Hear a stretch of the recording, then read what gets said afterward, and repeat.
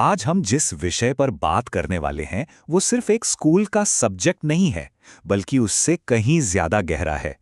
ये एक ऐसी बहस है जो पृथ्वी पर हमारी जगह को तय करती है। ये दुनिया है मानव भूगोल की। तो चलिए सीधे मुद्दे पर आते हैं और एक सवाल पूछते हैं। क्या हम इस ग्रह के मालिक हैं या फिर इसके गुलाम? क्या हमारा एनवायरनमेंट हमारी किस्मत तय करता है या हम अपनी किस्मत खुद बनाते हैं? यही वो सवाल हैं जो इस पूरी बातचीत के दिल में हैं। और जानते हैं, इसी सवाल का जवाब ढूंढने वाली फील्ड का नाम है ह्यूमन ज्योग्राफी, यानी मानव भूगोल। ये समझने की कोशिश करता है कि हमारा फिजिकल एनवायरनमेंट और जो सोशो कल्चरल एनवायरनमेंट हम बनाते हैं, उनके बीच का रिश्ता कितना पेचीदा है। अच्छा, आगे बढ़ने से पहले एक छोटा सा फर्क समझ लेते हैं। देखिए, एक होता है फिजिकल ज्योग्राफी, जो ज़मीन, पहाड़, नदियाँ, मौसम, इन सब चीज़ों के बारे में पढ़ता है।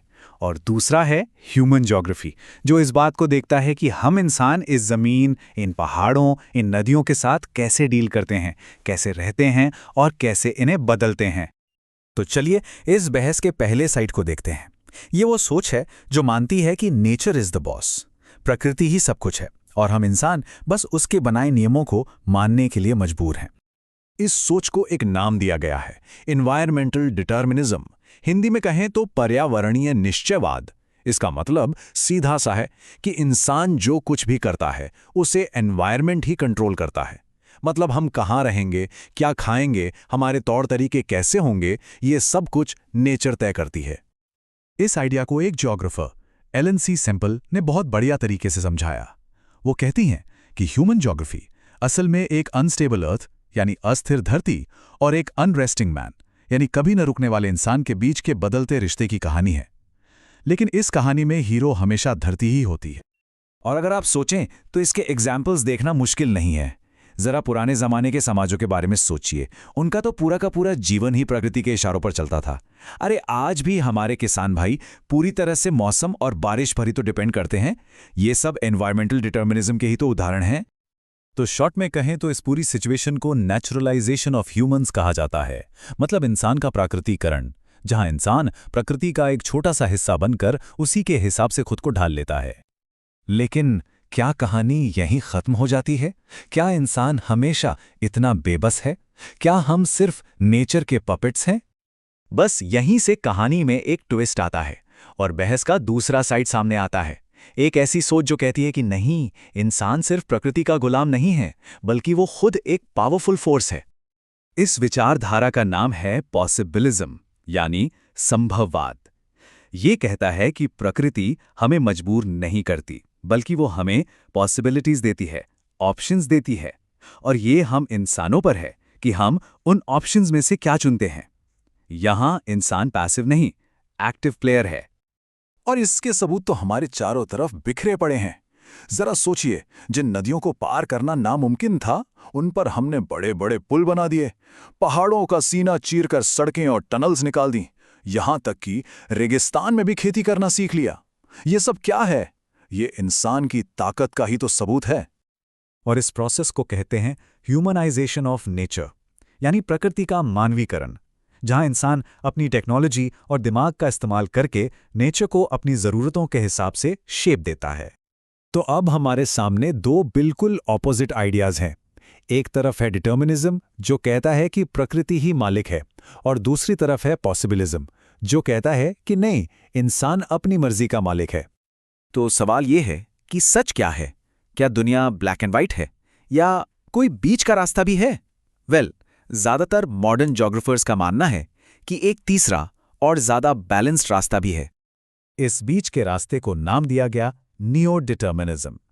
इसे ग्रिफिथ टेलर नाम के एक ज्योग्राफर ने पेश किया था। उनका कहना था कि देखो, ना तो नेचर हम पर पूरी तरह हावी है और ना ही हम पूरी तरह आजाद हैं। असल में ये एक पार्टनरशिप का रिश्ता है। इस पूरी सोच का निचोड़ एक बहुत ही खूबसूरत लाइन में है, man can conquer nature by obeying her. मतलब इंसान प्रकृति पर जीत हासिल कर सकता है, लेकिन उससे लड़कर नहीं, बल्कि उसके नियमों को मानकर, उन्हें समझकर। इसे समझने के लिए ग्रिफिथ टेलर ने एक कमाल की एनालॉजी दी, ट्रैफिक लाइट की। सोचिए, नेचर एक ट्रैफिक कंट्रोलर की तरह है। जब वो रेड लाइट दिखाती है, मतलब स्टॉप, तो हमें रुकना ही पड़ता है। ये उसकी एब्सोल्यूट लिमिट्स हैं। फिर जब वो येलो लाइट दिखाती है, तो वो हमें पॉसिबिलिटीज देती है, सोचने का मौका देती है कि लुक, देखो और समझो। और जब हम एक सस्टेनेबल, सही रास्ता चुनते हैं, तभी हमें ग्रीन लाइट मिलती है, यानी गो। इसे स्टॉप एंड गो डिटर्मिनिज्म भी कहते हैं। तो आप सोच रहे होंगे कि ये सारी पुरानी बातें आज के ज़माने में क्यों ज़रूरी हैं? ये सिर्फ किताबों की बहस नहीं है। ये हमारी, आपकी, हम सब की आज की दुनिया से सीधे सीधे जुड़ी हुई है। असल में हमारा और हमारे प्लैनेट का रिश्ता कैसा होना चाहिए, ये सवाल आज शायद इतिहास में सबसे ज्यादा जरूरी हो गया है। और इस बहस को समझना ही हमें हमारे आज के चैलेंजेस को समझने में मदद करता है।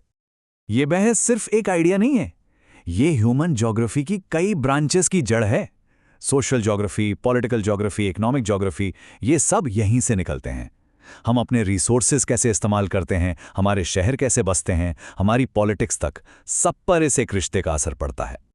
और ये सोच रुकी नहीं, ये इवॉल्व होती रही। जैसे 1970s में एक नई school of thought I, humanistic school. इसका फोकस सिर्फ एनवायरनमेंट पर कंट्रोल करने से हटकर इंसानों की भलाई, उनकी हेल्थ, एजुकेशन और वेलफेयर पे चला गया। मतलब बहस और भी ज्यादा गहरी होती गई। और ये सारी बातें हमें आज के सबसे बड़े सवाल के सामने लाकर खड़ा कर देती हैं।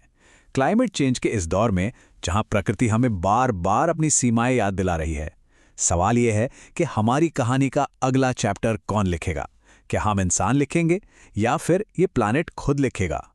इसका जवाब शायद हम सबको मिलकर ही ढूंढना होगा।